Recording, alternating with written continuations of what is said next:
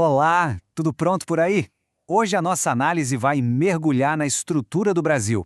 A gente vai fazer o seguinte: vamos começar lá no alto, sabe, com os grandes ideais da nossa Constituição, e aos poucos vamos aterrissando, até chegar nas regras bem práticas, aquelas que afetam a vida de todo mundo na hora de resolver alguma coisa com o governo. É uma jornada que vai conectar o sonho do país com a nossa realidade. Para começar, duas perguntas que vão guiar tudo. Primeiro, o que de fato define o Brasil como um Estado? E a segunda, que é mais prática ainda, como é que uma pessoa comum consegue navegar por essa máquina gigantesca?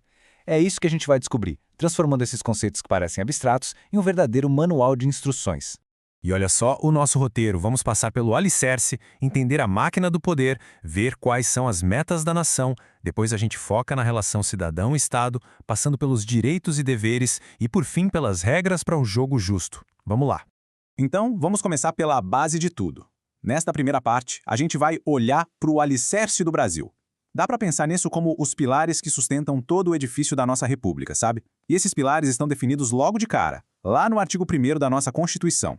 Bom, para entender esses fundamentos, existe um macete bem famoso, Sóce Diva Plu. Cada pedacinho é um pilar. O Só é de soberania, a nossa independência. Si é de cidadania, que coloca o povo no centro de tudo. O Di, talvez o mais importante, é o da dignidade da pessoa humana. Depois vem o Vá, de valores sociais do trabalho e da livre iniciativa, buscando um equilíbrio na economia. E por fim o Pelu, de pluralismo político, que garante a liberdade de ideias. Juntos, isso aí formam a essência do nosso Estado. Certo, já temos os nossos pilares. Mas, e aí?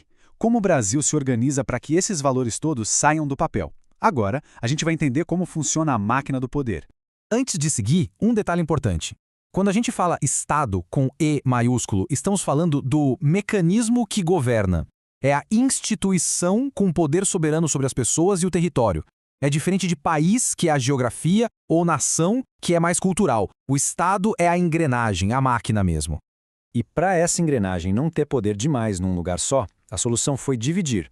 O poder no Brasil se divide em 3 partes que se equilibram. O legislativo, que cria as leis, o executivo, que administra o país, e o judiciário, que julga os conflitos. A ideia é que um poder fiscalize o outro, sabe? É o famoso sistema de freios e contrapesos. Agora, na nossa terceira parte, vamos mudar um pouco o foco. Já vimos a base e a estrutura. Mas, para onde o Brasil está indo? Vamos olhar agora para o que o país aspira a ser. Quais são as grandes metas que a nossa Constituição traçou para o futuro? O mais legal aqui é que os objetivos são verbos, são ações para o futuro.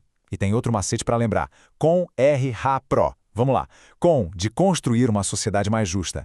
R, de erradicar a pobreza. Ra, vem de garantir o desenvolvimento nacional. E Pro, de promover o bem de todos, sem preconceito nenhum. Essas são as nossas metas oficiais como nação. Tudo isso parece enorme, né? Idealista. A pergunta que fica é: como esses ideais, como dignidade humana, se aplicam quando alguém precisa, sei lá, pedir um alvará na prefeitura? Bom, a ponte entre esses conceitos gigantes e a nossa vida prática está justamente nas regras do jogo. A principal delas é a Lei do Processo Administrativo. E aqui a gente entra na relação entre o cidadão e o Estado. A nossa principal ferramenta nessa parte é a Lei 9.784, de 1999. Pense nela como o manual de instruções que toda pessoa deveria conhecer para lidar com a administração pública. Essa lei define as regras que o governo tem que seguir. Por exemplo, o princípio da legalidade. Quer dizer que um funcionário público não pode inventar regras, ele só faz o que a lei manda. Outro, o da motivação. Se um pedido for negado, eles têm que explicar o porquê, por escrito. E o da eficiência exige que o serviço seja bom.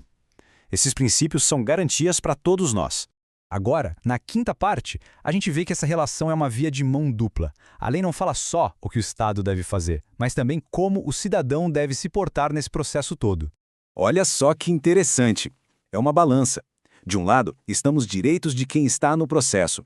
Ser tratado com respeito, saber de tudo o que está acontecendo. Do outro lado, vem os deveres.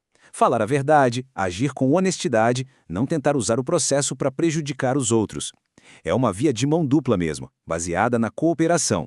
Para fechar, vamos aos detalhes que fazem toda a diferença. As regras que garantem o jogo justo. Estamos falando de prazos e procedimentos que dão segurança para todo mundo. E aqui tem uma garantia poderosíssima. Sabe aquela situação de entregar um documento e o atendente dizer: "Ah, tá faltando uma coisinha, não posso aceitar"? Então, por lei, A administração não pode simplesmente recusar sem motivo.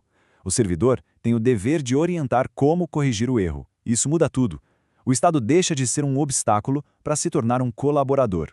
O tempo também é controlado por lei, e isso é crucial. Como a gente vê aqui, a administração tem um prazo para dar uma resposta, geralmente de até 30 dias, e se a pessoa não concordar, tem 10 dias para recorrer. Ter esses prazos definidos impede que os processos fiquem parados numa gaveta para sempre. Traz agilidade e segurança jurídica. E agora, atenção a este número: 5. 5 anos. Pode parecer só um número, mas ele é super importante. É o seguinte, a administração pública tem esse prazo, 5 anos, para anular um ato dela que tenha beneficiado uma pessoa. Claro, isso se não tiver tido uma fé na história. Passou esse tempo? Acabou. O direito da pessoa está garantido, consolidado. É uma proteção gigante contra a instabilidade. E assim a gente termina essa jornada que saiu dos grandes ideais da Constituição e chegou nas regras do jogo. A lição que fica é, num estado tão complexo, conhecer as regras não é só um direito, é uma ferramenta de poder. E agora fica a reflexão. De todos esses princípios e garantias que a gente viu, qual deles faz mais diferença no dia a dia?